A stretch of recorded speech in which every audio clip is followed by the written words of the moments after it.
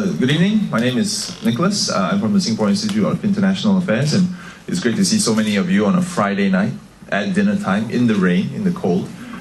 So obviously we're here for a very important topic, and we at the SIIA are very pleased to host this event in conjunction, in collaboration with One Singapore as well as Save the Children. You guys have got some information about what the event is about, but let me just do a quick spiel about the SIIA. I don't know if everybody here is familiar with the Singapore Institute of International Affairs. Some obviously have come for our events here before, but we are Singapore's oldest think tank. We're non-government, we're non-profit, and our specialties include geopolitics in the region, political economy, regionalism, ASEAN integration, environment and resources, human rights. But we're also looking at a new project this year. We are entering into our 50th year, and one of the things that we hope to do a bit more than we've done in the past, and hopefully a bit differently from what other think tanks normally do as well, is to take the policy work that we do, the research. We do try to translate it into stuff that makes sense to corporations, to individuals, to policymakers, to students, to young people. But what we want to take a step further this year is we're putting it under an initiative called Make a Difference, where we take awareness and analysis and try to convert that into action and to actually inspire people to try to make a difference based on some of the issues that we touch about. So MAD, of course, smells mad, so we're calling it our MAD campaign, but hopefully we're not mad in trying to do that. We have three really great speakers to be with us here this Friday evening, and I thought I'd just do a quick introduction of each of them before they do their presentation. We'll hopefully keep to about a 10-minute presentation for each before we have some interaction with the crowd. I think we all agree that that's usually the highlight of the evening, to be able to ask questions and to share some views. So very quickly, to my left, this is in alphabetical order, but this is the speaking order. So to my left is Michel Onglade, who is the Save the Children's Campaign and Advocacy Director for Asia, and he's obviously based in the region in Singapore. In his role, Michel coordinates the Everyone campaign for Asia, and he supports Save the Children country offices to develop and to deliver this Everyone campaign strategies to gain political and policy commitment from governments to stop children and mothers dying from preventable causes. And he works very closely with country officers to also advocate for better practices and policies to fulfill children's rights. So we're very glad to have Michel here with us.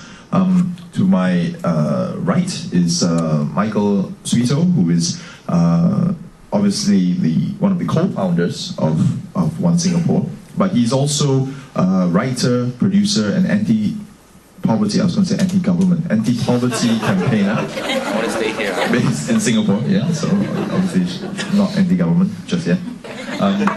He serves on the Global Council of the world's largest anti-poverty coalition, the Global Call to Action Against Poverty, or GCAP.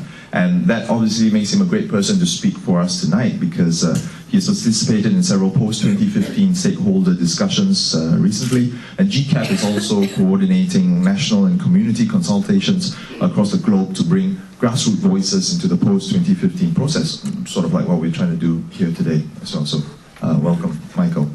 To my extreme left, it's very rude that we've put the lady at the end of the table. I do apologize. My excuse is that she has to leave at 8 on the dot, so this makes it easier for her to run out the door. We have Georgette Tan, the Group Head of Communications for Asia, Africa and the Middle East at MasterCard.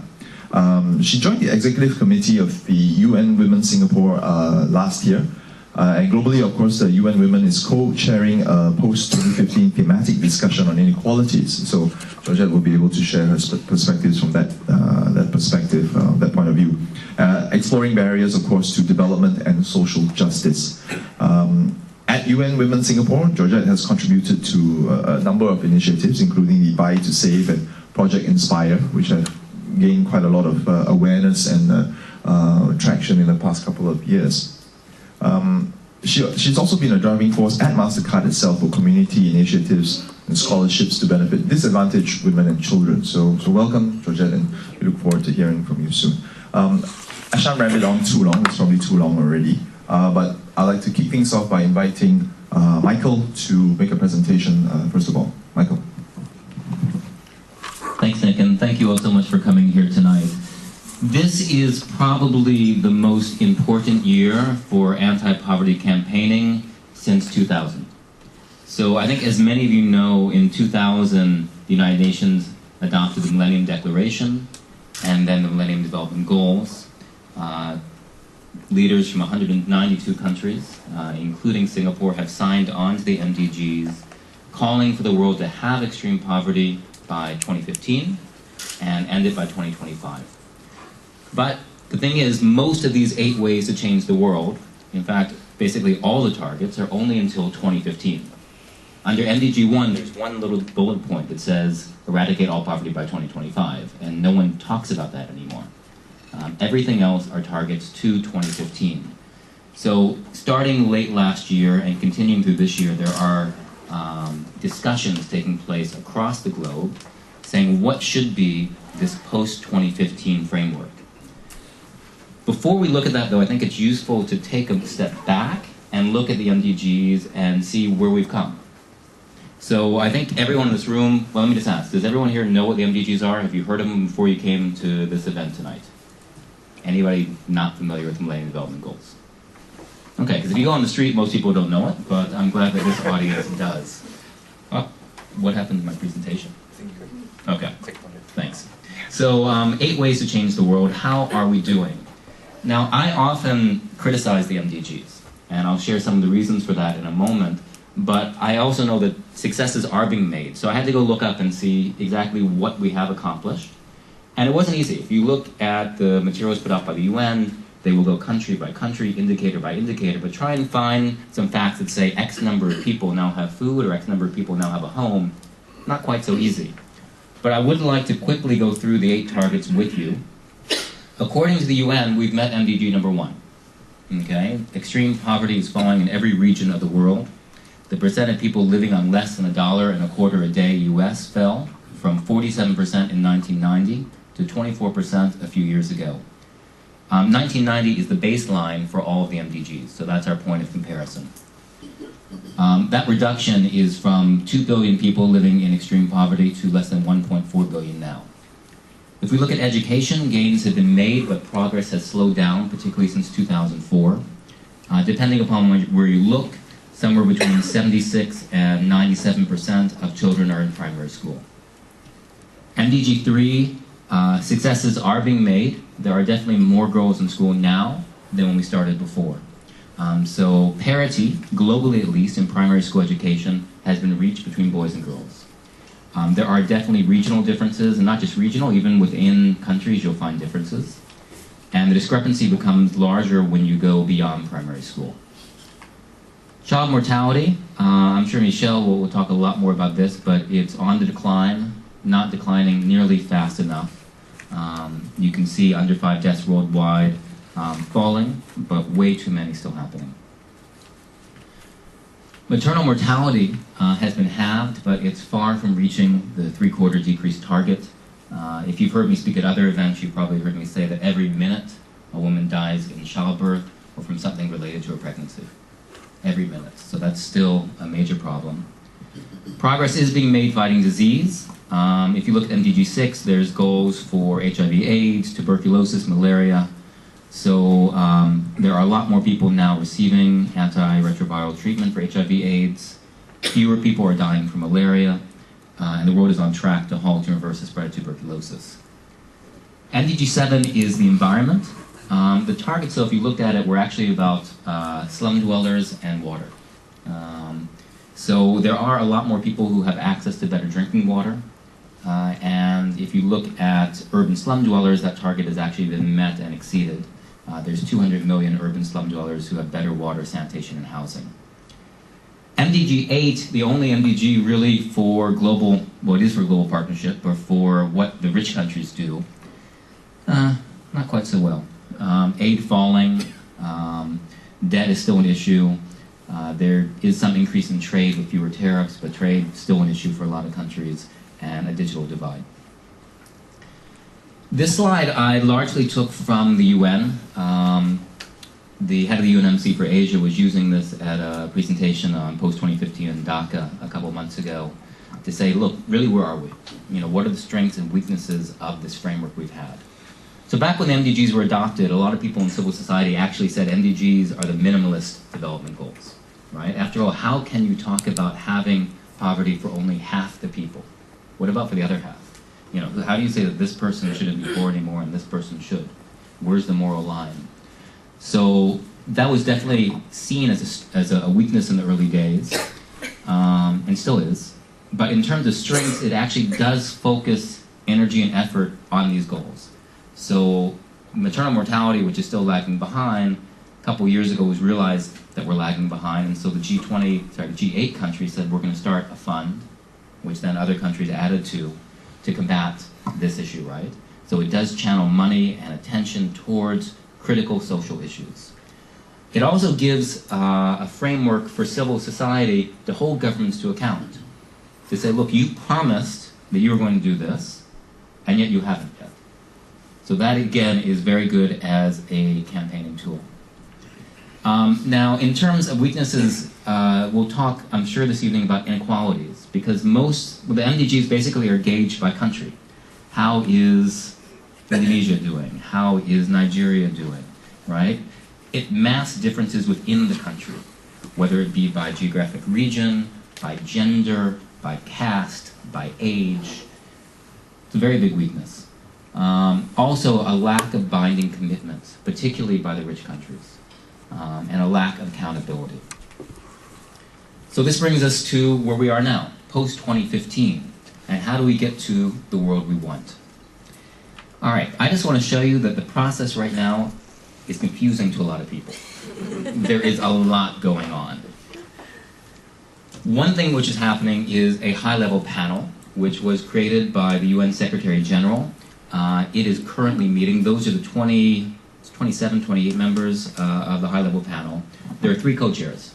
Indonesia, okay, the President of Indonesia, the President of Liberia, and the Prime Minister of the UK. They have met so far in New York, London, and Monrovia. Monrovia was just a week or 2 ago. The next meeting will be in Bali at the end of March.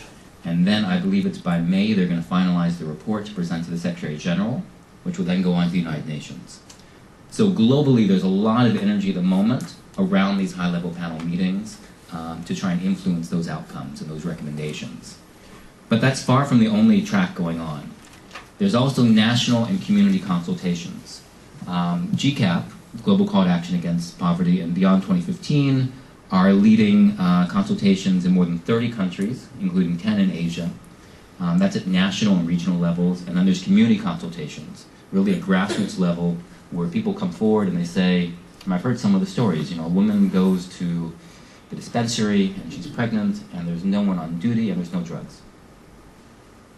So, I mean, these are real-life stories that people are bringing to the process. So these consultations are ongoing through February and March. There's thematic consultations. So I think Georgette will talk about one of them, which is going on right now on inequalities. But there's about a dozen thematic consultations. Rio Plus 20, people think of that in terms of the environment, and people talk now of the Sustainable Development Goals. There's a group called the Open Working Group of supposedly 30 member states of the UN, but it's actually more like 70, because so many countries want to be part of it. They're now meeting to see what goes there. This process for post-2015, this process for Rio Plus 20, we hope are all going to come together, because it's interrelated. This is one thing I want to share. It's called My World. It's something which everybody in this room can do. It's both online and offline, but for us it's quite easy to go online. There's 16 or 17 choices for what you think are the most important issues. I haven't captured them all on one slide because there are too many.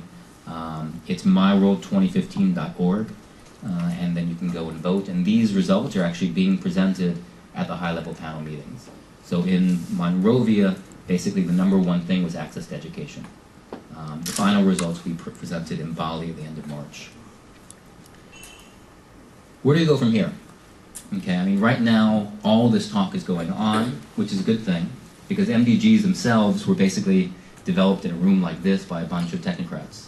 So right now, there are lots of conversations. But what could happen? Well, we might find out that the UN and the member states decide you just tweak the MDGs. Let's extend them by 10 years. Let's change the targets a bit here and there. One possibility. Another possibility is this is, I guess as we say here, it's NATO. No action, talk only. It could be that they come up with new goals or a new paradigm. One of my colleagues from GCAP, Amitabh Bahar, he's a co-chair and he's from India. He said recently, really, we don't want to just tweak here and there. It's time for us to dream. This is a time for us to really express the world that we want and the world that we can have. This is the opportunity. So that's what we're pushing for. I will share some recommendations later, perhaps in the Q&A. I know Michelle and Georgette will share some. But just briefly, that we need to be looking at development from a human rights framework. I can talk more about that later. We need to be looking at inequalities. We need to be looking at things that were left out of the MDGs, like peace and human security. This is an issue that's coming up over and over again in the consultations. You go to countries like Pakistan, there's so many, Philippines, across the region, across Africa, across Latin America, where if you don't have peace, you can't have development. It's also up to us. So it's not just in the corridors of power. There will be some global days of action later this year, and we'll fill you in on that. So with that, I'll turn it over to Michelle.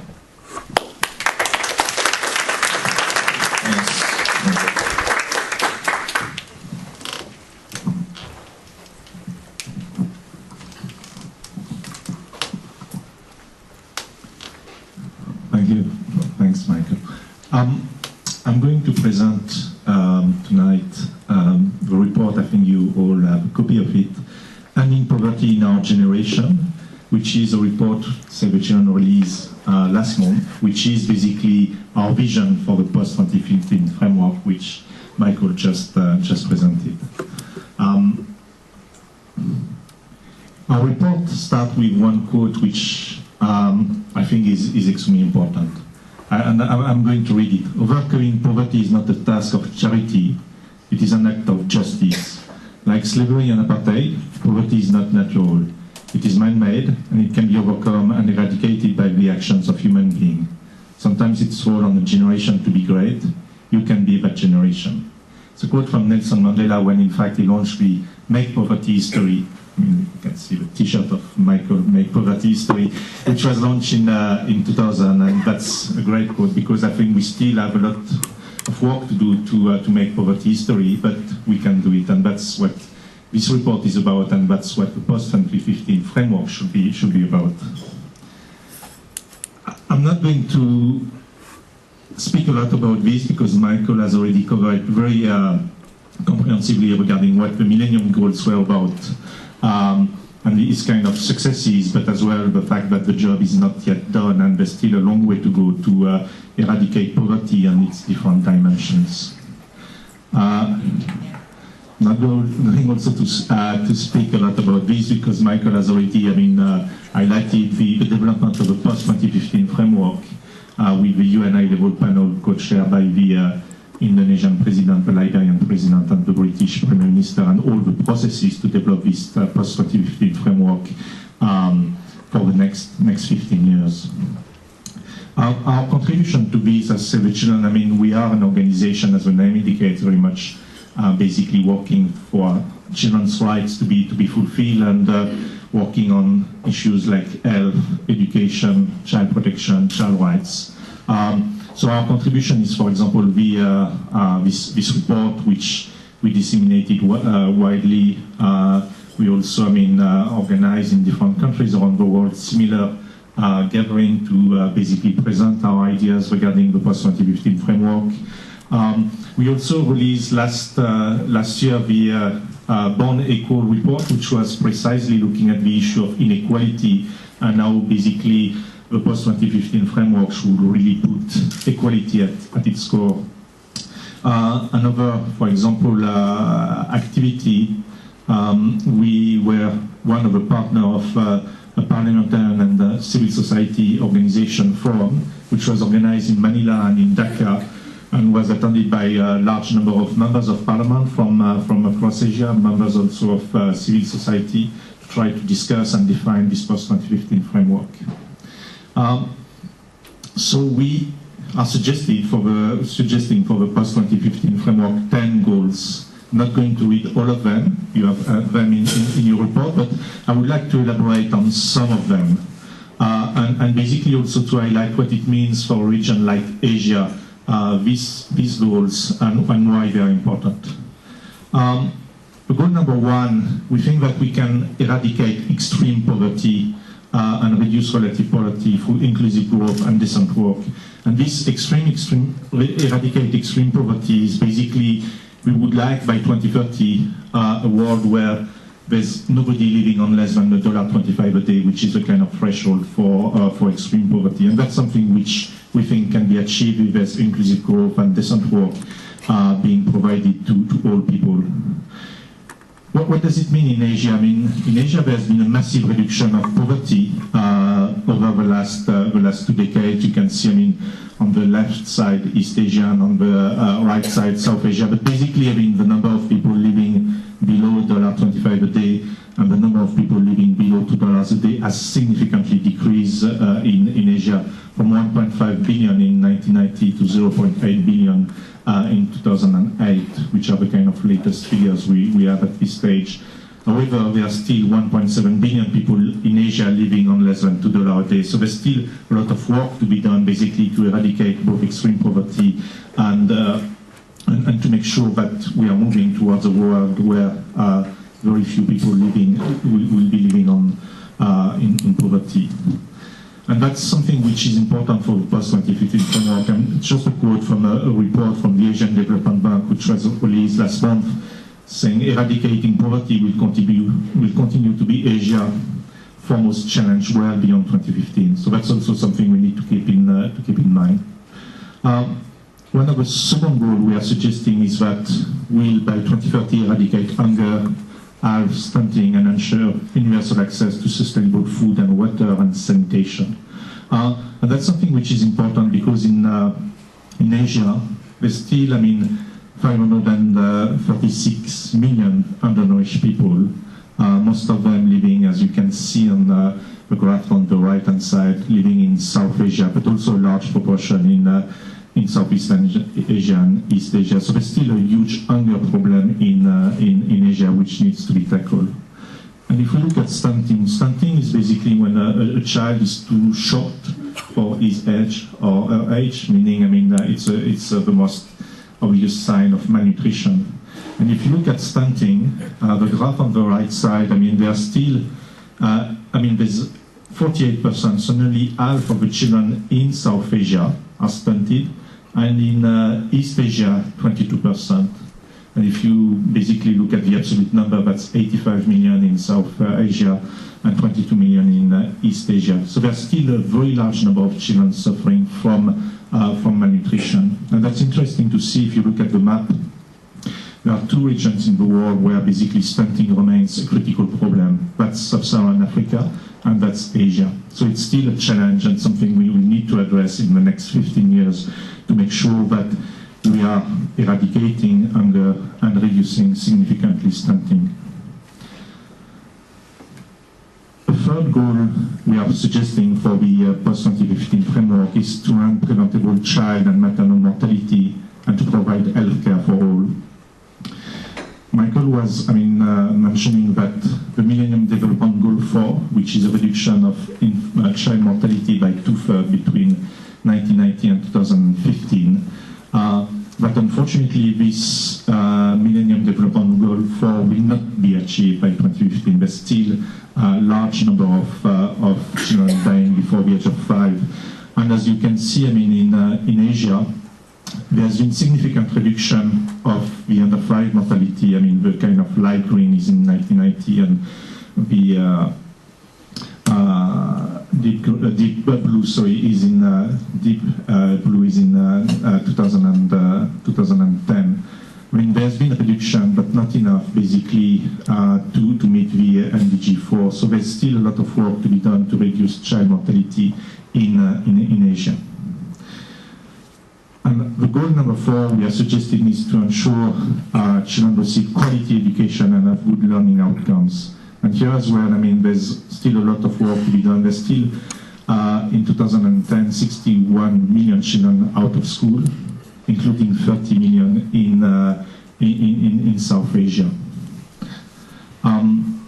So that's just, I mean, an illustration of some of the goals we are proposing to say, well, the MDGs were able to focus a lot of attention on these issues, but there's still a lot of work to be done. And if we look at a region like Asia, unfortunately, there's also still a lot of work to be done in terms of reduction of poverty, reduction of under 5 mortality, reduction of hunger and stunting, and providing quality education for all. We think that this post-2015 framework should be underpinned by some key principles. One is about reduction of inequality, and I'll come back to this. One is also in terms of accountability and transparency, which is very important if we want to have goals to make sure that we are accountable towards this goal. Answering synergies across sectors. What we mean by this is that the MDGs were very much a bit in silos, basically reduction of maternal health, reduction of child mortality, combating HIV/AIDS, malaria, and so on and so forth. But the development process is a much more holistic process, so it's important that all these kind of different goals are not being seen in isolation from one another, but just ensuring that there are strong synergies between them.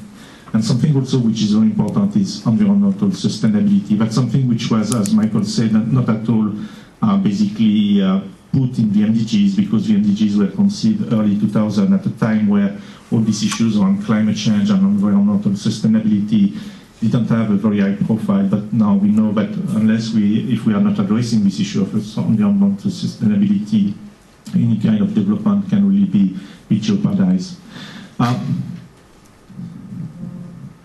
Inequality.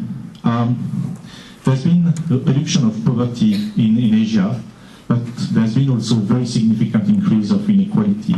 And as you can see, I mean, in developing Asia, the Gini coefficient, which basically measures income inequality, if a society was perfectly equal, it would be 0, and if a society was completely unequal, it would be 100, has significantly increased between the early 1990s and the late 2000s. You have also the figures for China, India, Indonesia, but basically that's a trend across Asia.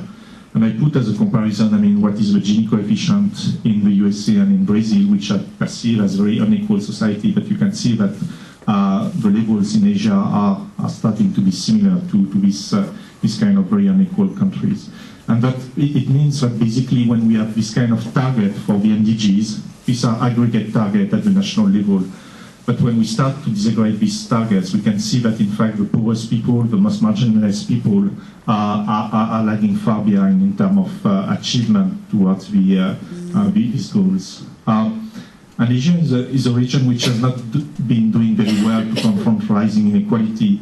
If you look at these between 1990 and 2008, in fact, that's a region where, that's the second region where inequality has increased the most significantly. So there's a huge job to be done in Asia to try to start addressing rising inequality. And sometimes we say, well, Gini coefficient and so on and so forth, it doesn't mean much, but I'm just giving an example of what it means with inequality. You have here in Indonesia access to healthcare for children, and that's basically the coverage of some essential intervention. And the red dot is the poorest 20% household, and the richest 20% household is the yellow dot. And what you can see is that there's huge discrepancies in terms of coverage if you are a poor child or if you are a child living in a rich household. And this means basically a matter of life and death also, this kind of intervention. So it just shows that inequality has a huge cost. And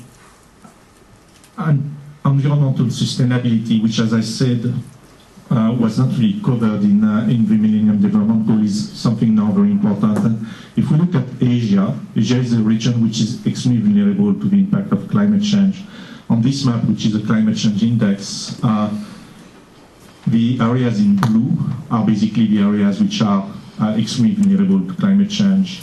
And as you can see, I mean, Asia is indeed regions where the impact of climate change will be felt and increasingly felt. So that's something which needs also to be addressed in this kind of framework, because it can really undermine any kind of development. And I just would like to show what we mean by this. That's a map of Bangladesh. And as we know, I mean, with climate change, the impact of climate change, global warming, sea level is rising. And if you look at, that's what Bangladesh is now, let's say the map on the upper end of the slide. But if we have a sea level rise of 1.5 meter, which is increasingly a likely scenario, that's what the map of Bangladesh would look like in 2100, and where basically, I mean, 15% of the population will be displaced and 16% of the land can be underwater. So unless we address this issue of environmental sustainability, it will be very difficult to have a kind of holistic and sustainable development. So what's the way forward? I mean, based on these principles and these goals we are suggesting for the post-2015 framework, it's very important that each country should develop a national implementation plan and financing strategy to ensure that these development goals for the post-2015 can be met. And that's something which I would like to end on this. I mean, the MDG was a kind of global framework, but the world has changed, and it's very important that there's a strong ownership in each country of this post-2015 framework, meaning that there could be global goals, but then there will be targets specific in each country according to the level of development and the particular situation of each country. Thank you very much.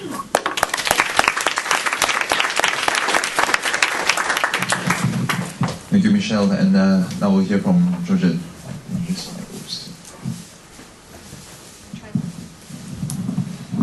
Thank you. I will just I don't have a PowerPoint presentation, so I'll just speak to yourselves. And I'd actually like to take off from the points raised by both Michael and Michel. Great statistics, obviously. A lot of that applies, obviously, to women, marginalized women. Many of you know that UN Women was part of the task force. And of course, one of the goals was that of to promote gender equality and to empower women. Right. What I'd like to talk about today actually is, and you've heard the statistics, some of them are really nasty statistics about how women are, what's the number? Perform 66% of the world's work, produce 50% of the food, earn 10% of income, and own 1% of property. So that's really, really frightening numbers. Property rights, I think, are a really scary thing, because without the property, without the ability to say, I own the land, I'm going to farm and till the land, women, especially in the rural areas, have a lot of difficulty. They're challenged, okay? But linked to that, and something that actually I don't see come up very often, so I'm going to throw it out, it's the access to financial services, okay? And I'm not speaking about this just because I'm from the financial service sector, but think about it. If women have access to a bank account, if women have access to some form of a loan, think what they can do with that, okay? It stems from the fact that they can't get a loan. Why can't they get a loan? They can't have a bank account. They don't have that identity. Without that, they can't, again, buy land, buy sheep, buy seed to grow crops, feed the families, start a small business. All right? We've all seen how if you give a woman the opportunity to start a little business from home, and many of these women are homebound women, they will look after their children, tend to the crops, and do some needlework, some manufacturing on a small scale, make candles, make baskets, and they will not only return and repay that loan in full, they'll repay it early. We've all seen those numbers, okay? So it boils down to, if you give them the opportunity, they can do it. It starts with a little education. We all know that, thank you, Michael, for pointing out that girls are in a slightly better position now. It's not great, but there have been improvements. Looking at some official statistics, when women actually have the chance to go to tertiary education, they outnumber men. And we're talking here in this part of the world, when we do our surveys in 14 markets, 11 of them, women are on par, if not outnumber men at tertiary. But they need to be given the opportunity to get there in the first place. Okay? But here's the problem, and here's the rub. Even when they're given that and they have that tertiary education, they don't have the opportunity to go out to work. All right? Now, be that social, cultural, legal, they don't. They can't use that tertiary education and transform that and use that to their benefit, either to run a business, to go into politics. This is where the difficulty lies. Okay? So it's about opportunity and it's about empowerment. So the women need to be empowered. They need to be given the education to start. They need to be given access to a bank account, access to finances, credit. They need to be given access to technology, right? And they need to understand that they have a role to play. We have to protect them against violence at home, violence from the environment, so that they can feel safe. So they feel safe to bring up their families, right? And from their families, it grows into the communities, and they will give back to the communities. So I think it all starts with a little bit of education. It all starts with the leg up, not just the hand out.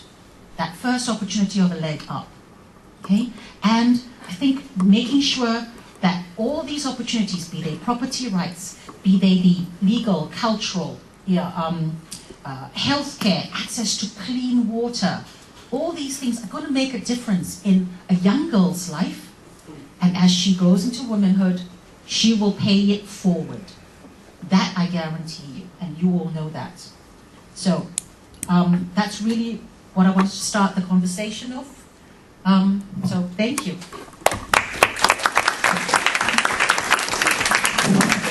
Thanks very much, Georgette, and also to all three of our speakers for, I think, starting in a very nice manner the discussion of the evening by giving a macro view, touching on some of the key issues going forward, and then, of course, breaking it down to some more micro issues. We are slightly behind schedule, so I won't do a lot of moderator work, but I'd like to throw it open to anybody in the audience to ask questions or perhaps to share some opinions or thoughts on the issues that have been raised.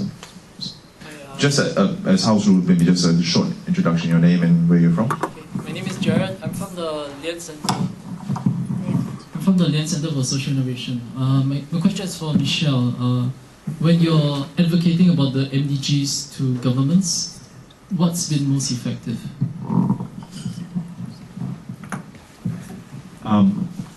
Thanks for that. I think that's a very good question. I think in terms of advocacy, to be effective, you need a mix of different tactics and a mix of different approaches.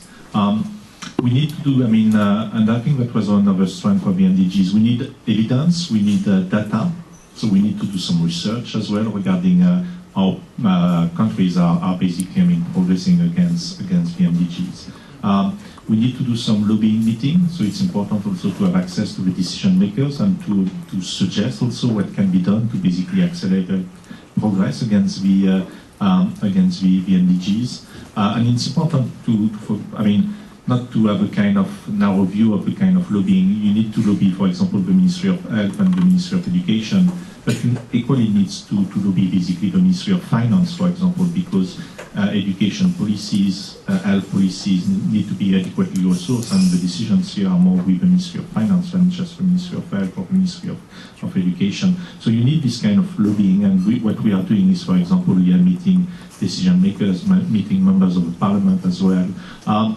But we need also to create a kind of momentum on this issue, and we need to reach a kind of larger public. So we are working a lot also with media, both, print media, television, social media, to make sure also that these issues are basically known by a large audience, and that some of decision makers feel a kind of public pressure to act on this. And we know that just meeting decision makers, presenting the evidence is not enough to have the kind of decisions being made. So to have this kind of public pressure is also something which is important. And for us also something which is very important in terms of advocacy is that we are not doing it alone.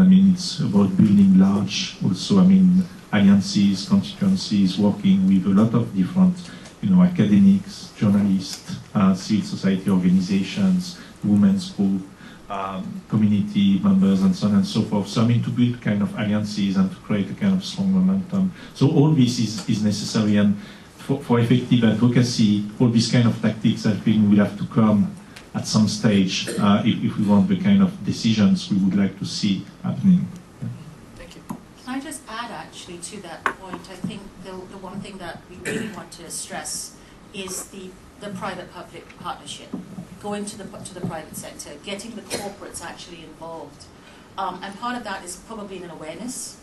They still don't understand what the issues are. So maybe it starts with that. Hi, I'm Miraj from One Singapore Executive Committee. Thanks for sharing all that information. I'm curious to understand how this really is relevant to Singapore and Singaporeans. With due respect, there's really not much exposure to poverty in this country, and we're established here in a very high standard of living, and all the organizations are based here. But in terms of actually addressing the requirements for advocacy with the governments and the financial requirements to make these programs happen, what can Singaporeans do to actually help these organizations and these movements? That's a good question. I think the first step is to stop worrying about the Singaporean 2030 problem. Georgia, do you have a perspective? Can you use the mic? I've got a loud voice. Everybody can hear me. Recording or? I think you raise a good point. I think the situation is a little different here for obvious reasons, right? But I think the point here is that if Singaporeans can venture further afield, share that, share best practice, spread what they have learned, spread their expertise, they can help the neighboring surrounding markets, the surrounding countries, right, the other communities. So whether it's women helping other women, that's and this is where I think we take the stand. That's certainly one way I think that we can take the position.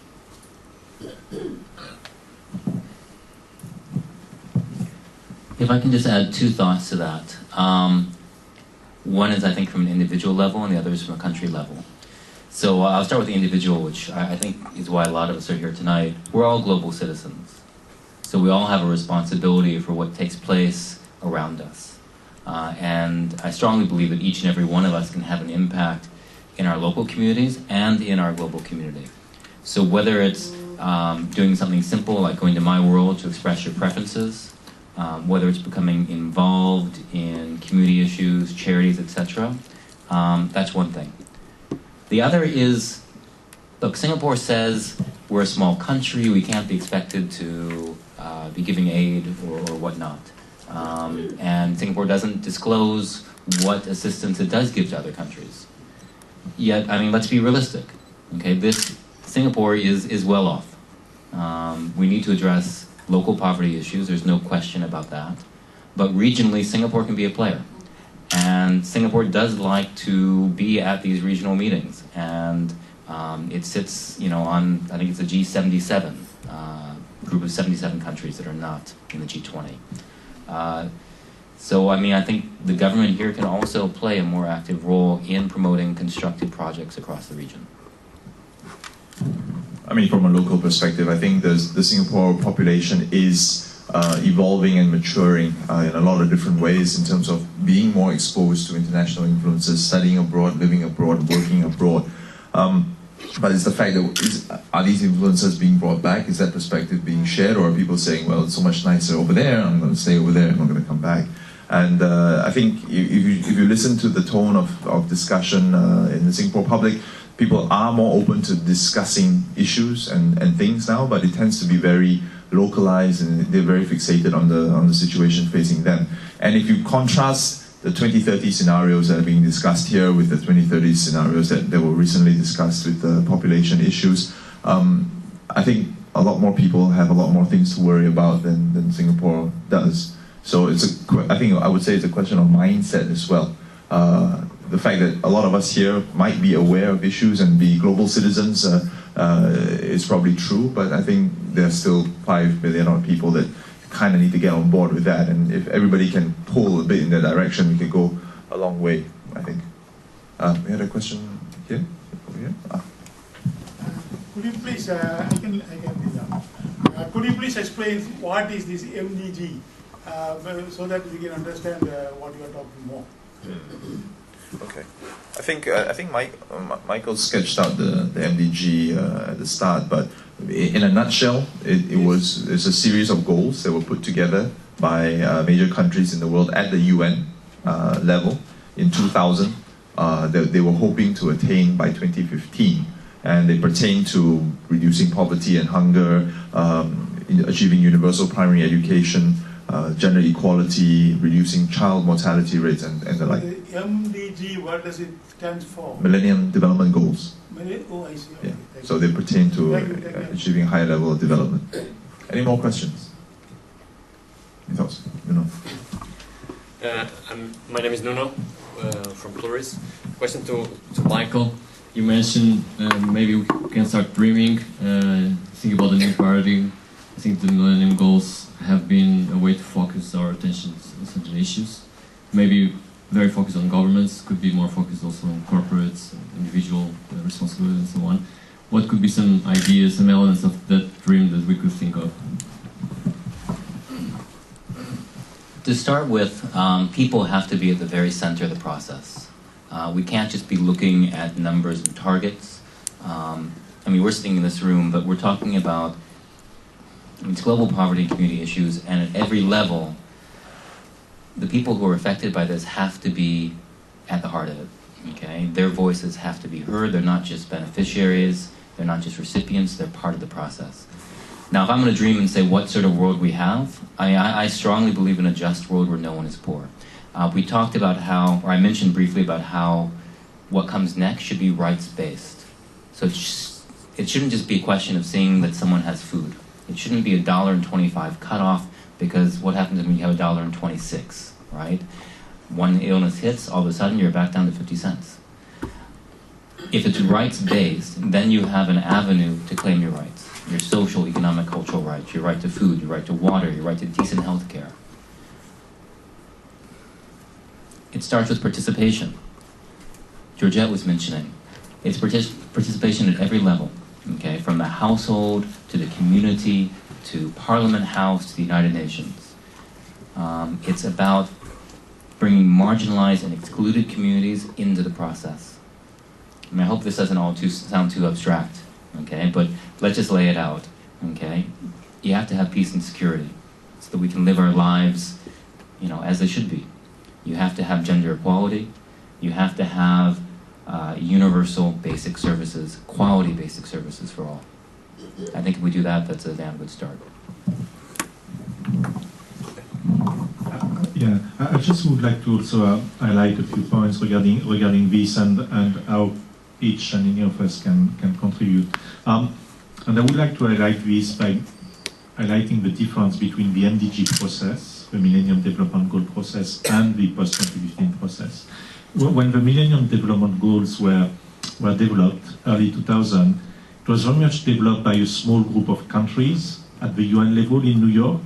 And basically it was very much developed by countries which were donors, and developed countries, and very much developed in a kind of framework of how developed countries can help developing countries. 15 years down the line, obviously the world is very different. And that's the reason why the process should be very different as well, and that should be a very inclusive process. The internet gives, to some extent, the opportunity to a lot of people to participate in one way or another. That's as Michael highlighted. But it's also a process which basically should involve every country and not only a small group of donors. And that's where also, I mean, regarding the questions on the role of Singapore, Singapore has a role to play as all the countries in the world regarding the development of this framework, because that would be a kind of global framework, and the contribution of each country and each citizen is in fact welcome and encouraged, because the more I think people participate in the development of this framework, the more ownership and the more accountability as well.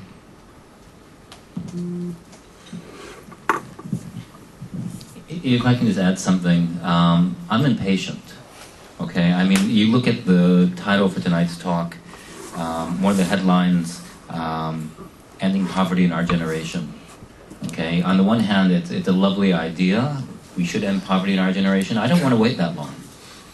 Okay, I mean, there are too many people right now whose basic rights are being denied. It's a matter of justice. And if you listen to what's coming out of the consultations, people aren't asking for handouts. I love what Georgette said about, what was it, a leg up, not a handout. People want livelihoods. They want decent work. Okay, they want basic services delivered by their governments. So it's a matter of creating this atmosphere, creating this. People talk about having a new paradigm. We often hear in the news about economic growth. We certainly hear that a lot in the news here. And that this idea that economic growth, if you have it, that will solve all our problems. But what's coming out clearly through these discussions is that's not enough. Okay? Economic growth is necessary, but it doesn't mean anything if you're not paying attention to the basic human and social indicators. Okay, food, education, healthcare, environment. These are the essentials. And hopefully that's what we're going to see coming out of this process. The president of Liberia, when she spoke in Monrovia a couple weeks ago, she definitely highlighted that these issues of inequalities and basic rights have to be addressed. And so hopefully we'll move beyond this idea that growth is everything. There and there.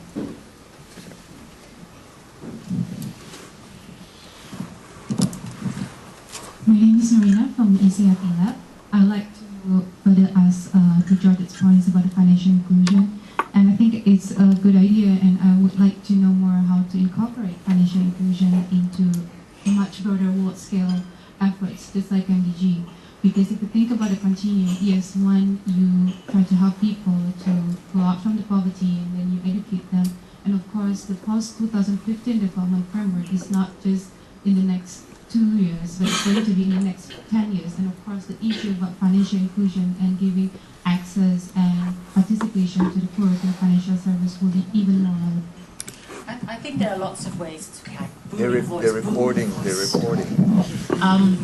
I think there are lots of ways in which you can do it. And again, this is where the participation, collaboration with the private sector, there are lots of organizations that would be very happy to come together to work on this. Whether you're talking to the financial services sector themselves, whether you're talking to technology companies, all right? They have such great offerings. The mobile phone as a means of financial inclusion, alleviation of a means to alleviate poverty, empower women as not just women, but all people marginalized, all right? So the technology aspect, we cannot underestimate that. So I think it's bringing all these people together. It's making it available to them. It's making governments aware, obviously. So whether it's India, where they're going with biometric systems, whether they're going with the system where everybody does have a number so that they can get access to social services.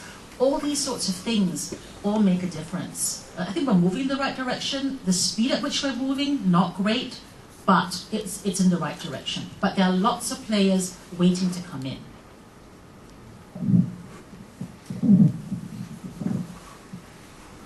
Philip Fountain from the Asia Research Institute in US.